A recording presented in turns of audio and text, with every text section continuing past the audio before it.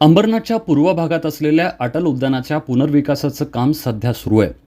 कल्याण लोकसभेचे खासदार डॉक्टर श्रीकांत शिंदे यांच्या प्रयत्नातून निसर्गाच्या सानिध्यात असलेल्या या मैदानाचा कायापालट केला जातोय. लवकरच हे उद्यान नागरिकांसाठी खुलं केलं जाणार आहे. मात्र खासदार शिंदेंच्या या ड्रीम प्रोजेक्टमुळे विरोधकांना पोटदुखी सुरू झाल्याचं पाहायला मिळतंय. उद्यानाचा कायापालट करीत असताना काही स्थानिकांनी खासदार डॉक्टर श्रीकांत शिंदे यांची भेट घेऊन उद्यानात विविध खेळांसाठी व्यवस्था करण्याची मागणी केली होती. स्थानिकांच्या याच मागणीनुसार उद्यानाच्या एका जागेत 2 सिंथेटिक कोर्ट तयार करण्यात आलेत. मात्र हे तयार करताना तांत्रिक बाजू विचारात घेतलेल्या नाहीत. त्यामुळे खेळाडूंना त्यावर खेळताना मोठा त्रास होईल असा आरोप विरोधकांनी केला आहे. मात्र या आरोपांमध्ये तथ्य नसल्याचा दावा मैदानात खेळणाऱ्या खेळाडूंनी केला आहे. मुळात हे कोर्ट केवळ बॅडमिंटन खेळण्यासाठी तयार केलेले नसून विविध खेळ खेळण्यासाठी त्याचा वापर करता येईल असं खेळाडूंचं म्हणणं आहे. देखिए, मैं ऑलमोस्ट मेरा एज अभी 60 है. मैं लास्ट 40 ईयर्स से बैडमिंटन खेलता हूँ. मैं थाना डिस्ट्रिक्ट रिप्रेजेंट किया हूँ, जलगांव डिस्ट्रिक्ट से खेला हूँ, अभी भी खेलने जाता हूँ. खासदार साहब जब भी फर्स्ट मीटिंग किया हमारे साथ यहाँ पर यही ग्राउंड में, उन्होंने बताया कि मैं आप लोग के लिए एक अच्छा सा ग्राउंड बनाऊंगा जिसमें स्पेस ओपन रहेगा, सब लोग खेल सकेगा. तो हम लोग का टीम ने बोला कि हम लोग फिर बैडमिंटन कैसा खेले, तो उन्होंने बोला कि हम लोग एक मल्टीपर्पज़ आप लोग को बना के देंगे जिसमें बैडमिंटन खेल सकते हैं, दूसरा सब गेम्स भी खेल सकते हैं. और इंडोर कोर्ट और आउटडोर कोर्ट में बहुत डिफरेंस रहता है. जो आपने यहाँ बनाना, मैं इतना साल से खेल रहा हूँ, मेरे टीम लोग भी खेलते हैं, मेंबर्स भी, फैंटास्टिक बनाया है. इसका जो शॉक ऑब्जर्व कर रहा है बहुत अच्छा बनाया है. मैं अभी टच करके देखा हूँ. प्लस हम लोग उसके ऊपर 2-1.5 इंच 1 इंच का जूता भी पहनते हैं जिसमें रबर सोल होता है.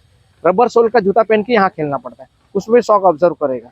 और घुटना इंजरी जब भी होएगा तभी जब भी आपको खेलने नहीं जमता रहेगा. अब आप बराबर खेलेंगे तो घुटना इंजरी नहीं होगा.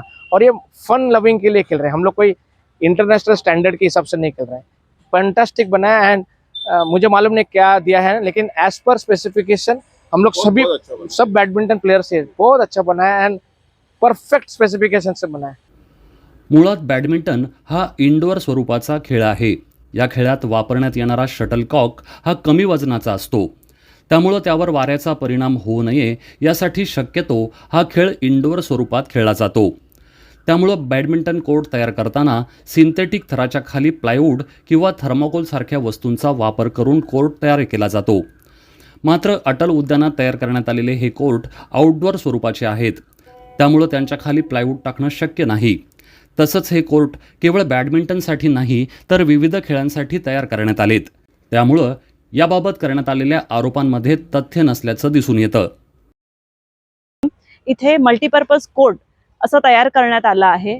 त्यामध्ये बॅडमिंटन, व्हॉलीबॉल आणि लहान मुलं क्रिकेटही खेळू शकतात अशा प्रकारचं नियोजन करण्यात आलं आहे. आता जे कोणी आक्षेप घेत आहेत तर त्यांना कदाचित माहीत नसावं की हा आउटडोर कोर्ट आहे आणि ते जी माहिती देत आहेत ती इंडोर कोर्टसाठी आहे. जेव्हा आउटडोर कोर्ट हा तयार केला गेला तर हा विविध खेळांसाठी वापरता येण्याजोगा व्हावा आणि पावसाळ्यातही कितीही पाऊस पडला तरी याच्यावर या कोर्टवर त्याचा परिणाम होऊ नये या दृष्टीने हा तयार करण्यात आला आहे. तांत्रिक जे काही कारणं आहेत ती वेगवेगळ्या तज्ज्ञ मंडळींचं मार्गदर्शन घेऊन इथे पूर्ण करण्यात आली आहे. आणि आमच्या अंबरनाथच्या नागरिकांना जास्तीत जास्त खेळाडू तयार करण्यासाठी इथे वापर करता यावा या कोर्टचा, यासाठी आमचा प्रयत्न आहे. आणि त्या दृष्टीने जे काही करता येईल ते आम्ही तज्ज्ञ लोकांचे मार्गदर्शन घेऊनच इथे पूर्ण केले आहे. तर जे कोणी आक्षेप लावतायत ते खासदार साहेबांचं जो सध्या ड्रीम प्रोजेक्टचं काम चालू आहे त्याला गालबोट लावण्याचा इथे एक प्रयत्न केला जातो आहे. खासदार डॉक्टर श्रीकांत शिंदे यांच्या माध्यमातून अंबरनाथ शहरात अनेक विकास कामं सुरू आहेत. मात्र त्याचा त्रास विरोधकांना होतोय. त्यामुळं बिनबुडाचे आरोप करून खासदारांच्या ड्रीम प्रोजेक्टमध्ये मिठाचा खडा टाकण्याचं काम विरोधकांकडून केलं जात आहे. त्यामुळं अशा विरोधकांच्या नाड्या खासदारांकडून कशा आवळल्या जातात हे आगामी काळात पाहायला मिळेल. News update, Ambernath.